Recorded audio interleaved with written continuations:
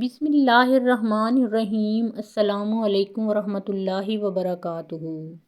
ایک عرب اونٹنی پر سوار اس راستے کو طے کر رہے تھے جو کراکر اور سیوی سے آریکا کی طرف جاتا ہے۔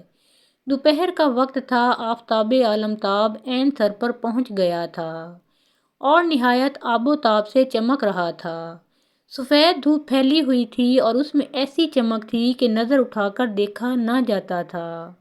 آفتاب کی شعاعیں ریت کے ذروں میں ایسی بجلیاں بھر رہی تھیں جنہیں دیکھ کر آنکھیں خیرہ ہو جاتی تھیں، اور گرمی کا یہ عالم تھا کہ سوار اور اونٹ دونوں پسینہ میں شرابور تھے۔ عرب سوار نے اپنے تمام جسم پر ایک چادر اس طرح لپیٹ رکھی تھی کہ سوائے آنکھوں کے بدن کا کوئی عضو نظر نہ آتا تھا۔ چونکہ دھوپ اور گرمی نے انہیں پریشان کر رکھا تھا، اس لیے وہ اس فکر میں تھے کہ کہیں کوئی سایہ دار درخت نظر آ جائے تو اس کے سائے میں کچھ دیر سستا لیں۔ لیکن وہ میدان لک و دک تھا، اول تو وہاں درخت تھے ہی نہیں، اور اگر تھے بھی تو ان پر پتے نہ تھے، شاخیں نہ تھیں، صرف تنے ہی تنے تھے۔ یا تو وہ سوکھ گئے تھے یا مسافروں نے ان کی شاخیں اور پتے اونٹوں کو کھلا دیے تھے، اور اس لیے وہ ٹنڈ منڈ رہ گئے تھے۔ عرب سوار کے پاس پانی بھی ختم ہو چکا تھا۔ دوپہر سے پہلے انہیں پیاس معلوم ہو رہی تھی۔ جوں جوں دھوپ میں گرمی بڑھتی جاتی تھی، پیاس بھی زیادہ ہوتی جاتی تھی۔ لیکن عربوں میں یہ خوبی تھی کہ وہ ہر مشقت اور ہر تکلیف کو برداشت کر لیتے تھے۔ گرمی اور پیاس کو برداشت کرنے کی ان میں خاص طور پر قوت تھی، یا یہ سمجھو کہ وہ گرم ملک کے رہنے والے تھے، اس لیے بہت زیادہ جفاکش تھے، اور گرمی اور پیاس کی قوت برداشت ان میں خاص طور پر تھی۔ سوار نہایت تیزی سے اونٹنی کو دوڑاتے چلے جا رہے تھے۔ جب دوپہر ڈھل گئی تو سوار کو دور سے چند سوار آتے ہوئے نظر آئے۔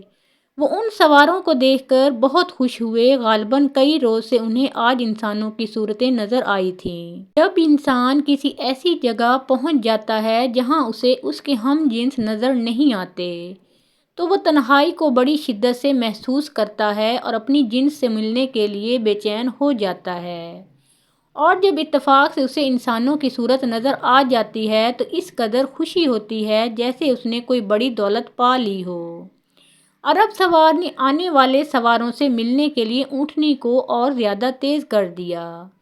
ادھر سے یہ بڑھ رہے تھے، ادھر سے وہ آ رہے تھے، فاصلہ کم ہوتا جا رہا تھا، یہاں تک کہ آنے والے بالکل قریب آ گئے۔ عربی سوار نے دیکھا کہ آنے والے پادری تھے جو اپنا مخصوص قومی لباس پہنے خچروں پر سوار چلے آ رہے تھے۔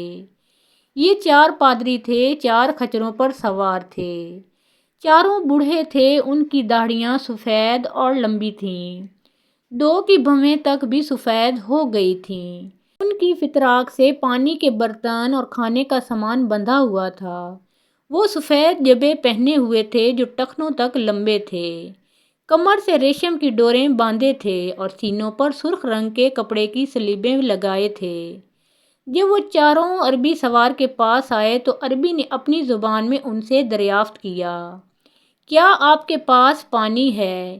ایک پادری نے فوراً ہی جواب دیا، ہے عرب، مجھے آج صبح سے پانی نہیں ملا ہے، مہربانی کر کے تھوڑا سا پانی دیجیے، بہت زیادہ پیاس معلوم ہو رہی ہے۔ پادری، تم عرب ہو؟ عرب، یہ بات تو میرے لباس سے ہی ظاہر ہے۔ پادری، کیا تم ان عربوں میں سے ہو جو عیسائی ہو گئے ہیں؟ عرب، نہیں، میں ان عربوں میں سے نہیں ہوں۔ پادری، شاید تم عراق کے ان عربوں میں سے ہو جو مجوسی ہو گئے ہیں۔ حضور صلی اللہ علیہ وآلہ وسلم کی بعثت سے پہلے کچھ عرب مجوسی یعنی آتش پرست ہو گئے تھے، اور کچھ عیسائی ہو گئے تھے۔ عرب، میں آتش پرست بھی نہیں ہوں۔ پادری، تب تم کن عربوں میں سے ہو؟ عرب، میں مسلمان ہوں، لا الہ الا اللہ محمد الرسول اللہ صلی اللہ علیہ وآلہ وسلم کہنے والوں میں سے ہوں۔ یہ سنتے ہی چاروں پادریوں کے چہروں پر کچھ تاریکی سی چھا گئی۔ ان میں سے ایک نے کہا، تب تم ان عربوں کے بھائی ہو جو ملک شام میں عیسائیوں سے لڑ رہے ہیں؟ عرب، ہاں، وہ میرے بھائی ہیں۔ پادری، تم عرب بھوکے، مفلس اور بالکل وحشی تھے، شام کے عیسائی تمہاری ہمیشہ مدد کرتے رہے، اب تم اپنے محسنوں پر حملہ آور ہوتے ہو۔ عرب یہ سچ ہے، عرب مفلس تھے، وحشی تھے، لیکن خدا نے ہم پر رحم کیا، ہم میں اپنا نبی بھیجا، انہوں نے ہماری کایا پلٹ دی، ہم شائستہ ہو گئے، لیکن ہم پر عیسائیوں نے کبھی احسان نہیں کیا۔ ہم یا تو تجارت کے لیے ملک شام آتے تھے یا ملازمت کے لیے، ہم جس قدر تمہاری خدمت کرتے تھے تم اس سے کم ہمیں صلہ دیتے تھے۔ تمہارے شہنشاہ اعظم ہرقل نے یہ سمجھ کر کہ عرب کمزور ہیں اسلامی سفیر کو قتل قرار ڈالا، حالانکہ دنیا کی وحشی سے وحشی قوم بھی سفیر کو قتل نہیں کیا کرتی۔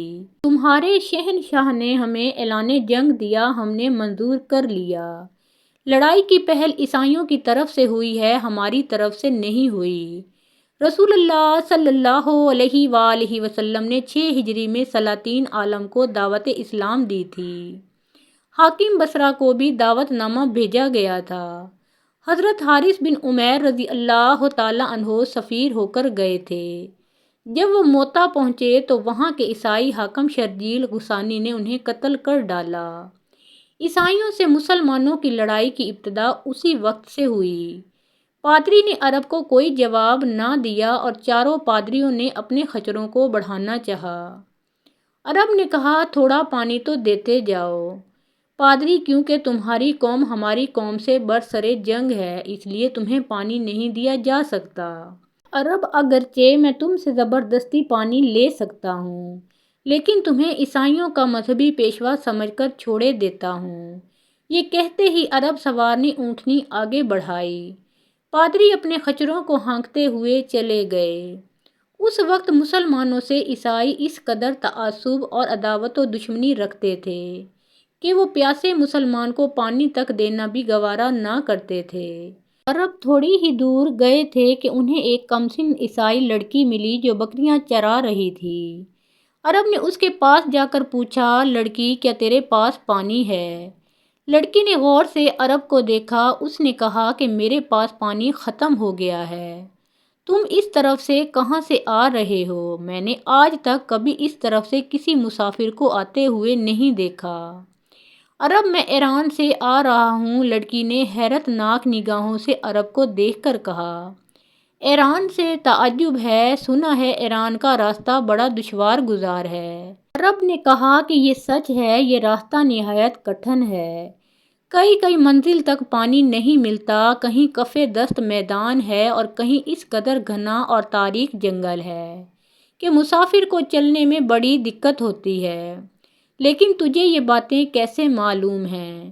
لڑکی میرا باپ ایک مرتبہ ایران گیا تھا، اس نے سفر کے حالات سنائے تھے، اس لیے مجھے کچھ باتیں معلوم ہیں۔ عرب کیا یہاں کہیں قریب پانی نہیں مل سکتا؟ لڑکی اس جنگل میں کہیں پانی نہیں ہے، بستی میں مل سکے گا۔ عرب بستی یہاں سے کتنی دور ہے؟ لڑکی قریب ہی ہے۔ عرب نے چلنے کا قصد کیا۔ لڑکی نے کہا ٹھہریے، شاید آپ مسلمان ہیں۔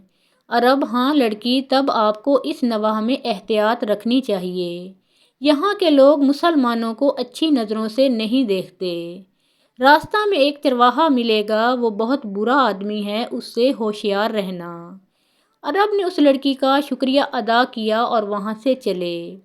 تھوڑی ہی دور گئے تھے کہ انہوں نے بکریوں کا زبردست ریوڑ دیکھا۔ کچھ بکریاں تو جھاڑیوں کے سائے میں پڑی جگالی کر رہی تھیں، شاید دھوپ اور گرمی سے بچ کر جھاڑیوں میں جا چھپی تھیں، اور کچھ جھاڑیوں کے پتے چر رہی تھیں۔ قریب ہی ایک درخت تھا، اس کے سائے میں ایک چرواہا بیٹھا تھا، وہ پیالہ میں کوئی چیز لے کر پی رہا تھا۔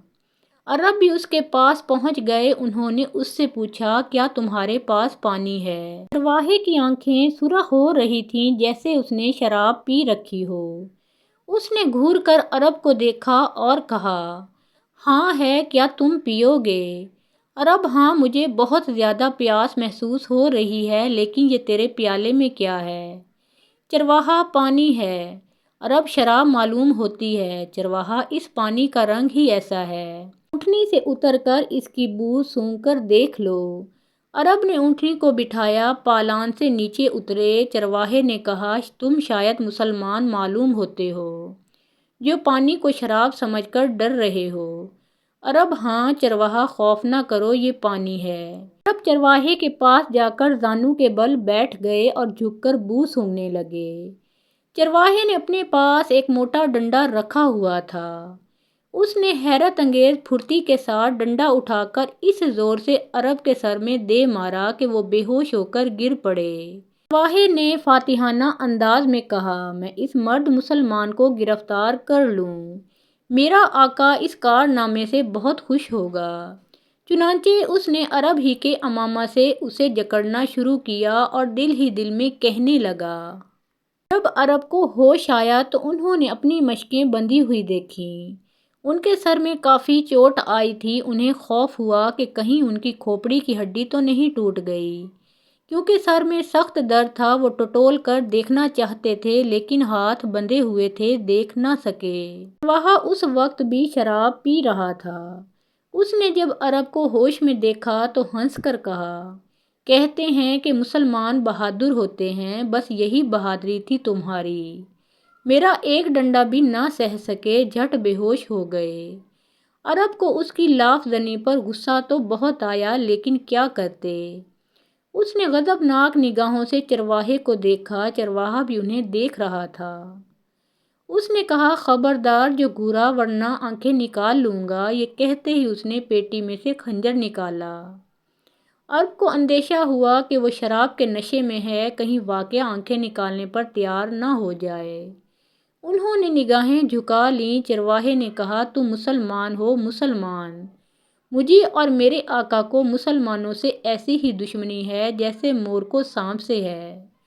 اگر میرا آقا یہاں ہوتا تو میں ابھی تمہیں اس کے سامنے پیش کر دیتا، وہ مجھے انعام دیتا اور تمہیں قتل کر ڈالتا۔ وہ عنقریب آنے والا ہے۔ عرب نے سوچا کہ اس شرابی چرواہے کو باتوں میں لگانا چاہیے تاکہ وہ کوئی ایسی حرکت نہ کر بیٹھے جس سے انہیں مزید کوئی اذیت و تکلیف پہنچے۔ چنانچہ انہوں نے پوچھا: تمہارے آقا کا کیا نام ہے؟ چرواہے نے جواب دیا: اس کا نام قدح بن وائلہ ہے۔ عرب: کیا وہ عرب ہے؟ چرواہا: ہاں عرب ہے، نہایت بہادر عرب۔ عیسائی بادشاہ نے یہ بستی اس کی جاگیر میں دے دی ہے۔ جب تم اسے دیکھو گے تو حیران رہ جاؤ گے۔ نہایت گرانڈیل، قوی الجثہ اور توانا ہے۔ اس نواح میں وہ دیوذات مشہور ہے۔ عرب نے یہ سمجھ لیا کہ وہ بڑا یاوہ گو ہے۔ اس نے دریافت کیا: شاید تمہارا آقا قدح عیسائی ہو گیا ہے؟ چرواہا: ہاں میں بھی عیسائی ہوں۔ کیا بات ہے عیسائی مذہب کی؟ شراب حلال، چاہے جتنی پیو، میں تو شراب سے اچھی نعمت کسی چیز کو بھی نہیں سمجھتا۔ تم نے پی نہیں ہے؟ حضرت مسیح کی قسم، اس کے سامنے ہر چیز کو بھول جاؤ گے۔ لو تم بھی کیا یاد کرو گے، ذرا سی چکھ کر دیکھو۔ یہ کہتے ہی اس نے شراب کا پیالہ جس میں وہ گھونٹ گھونٹ کر کے پی رہا تھا عرب کی طرف بڑھایا۔ اس کی بدبو سے ہی عرب کا دماغ پھٹنے لگا۔ انہوں نے کہا: شراب ہمارے مذہب میں حرام ہے۔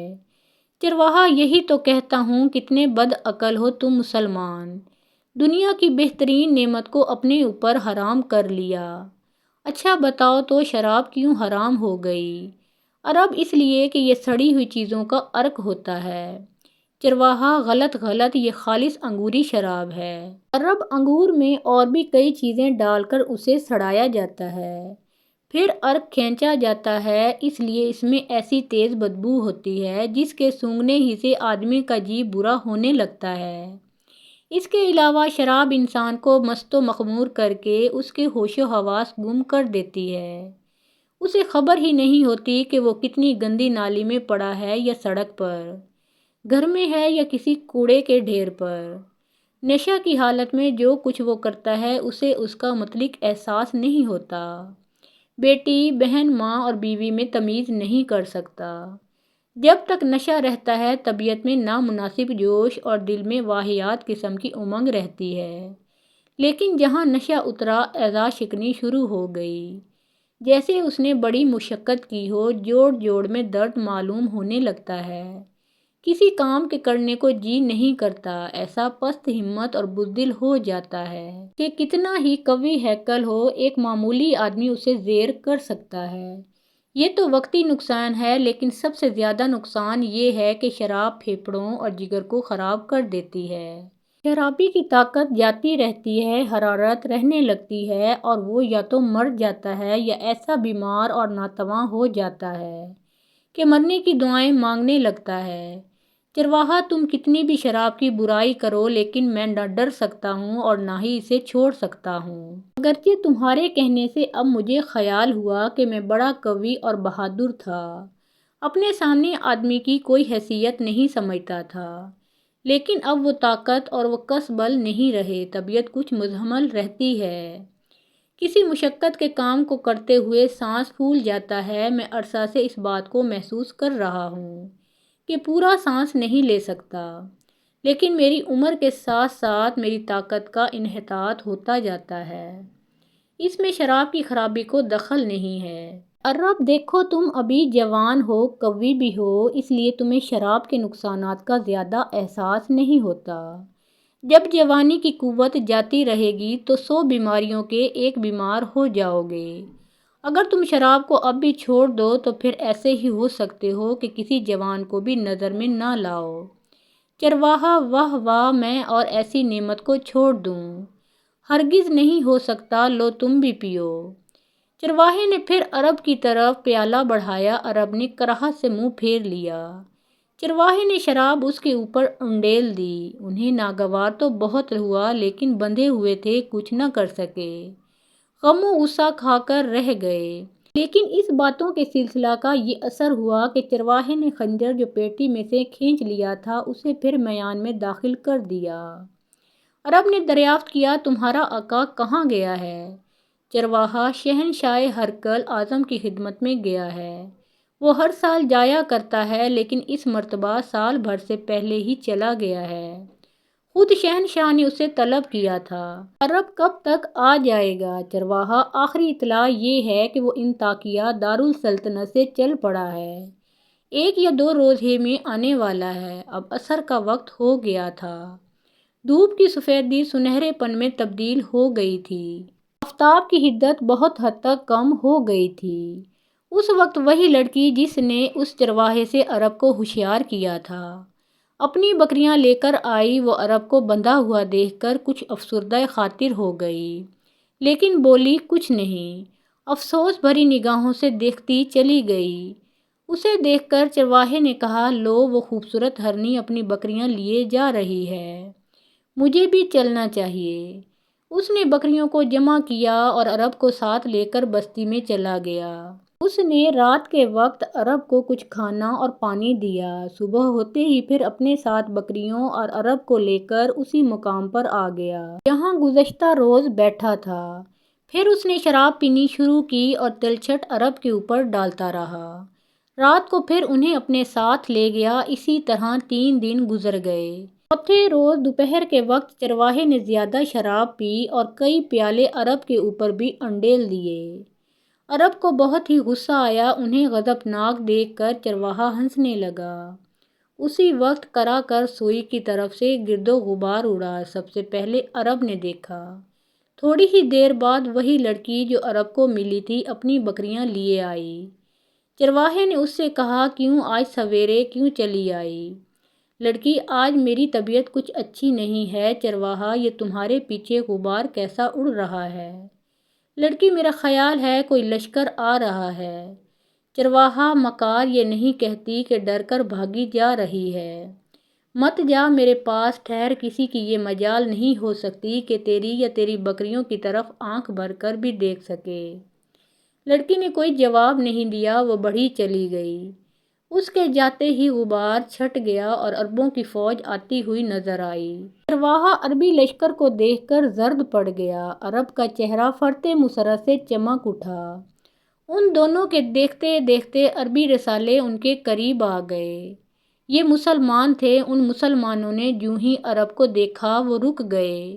انہوں نے اپنے سپہ سالار سے جا کر کہا، اس لشکر کے سپہ سالار حضرت خالد بن ولید رضی اللہ تعالیٰ عنہ تھے۔ وہ بڑھ کر عرب کے پاس آئے، انہیں دیکھ کر مسکرائے اور کہا، محترم ناظرین، اس واقعہ کا اگلا حصہ ہم اپنی دوسری ویڈیو میں پیش کریں گے۔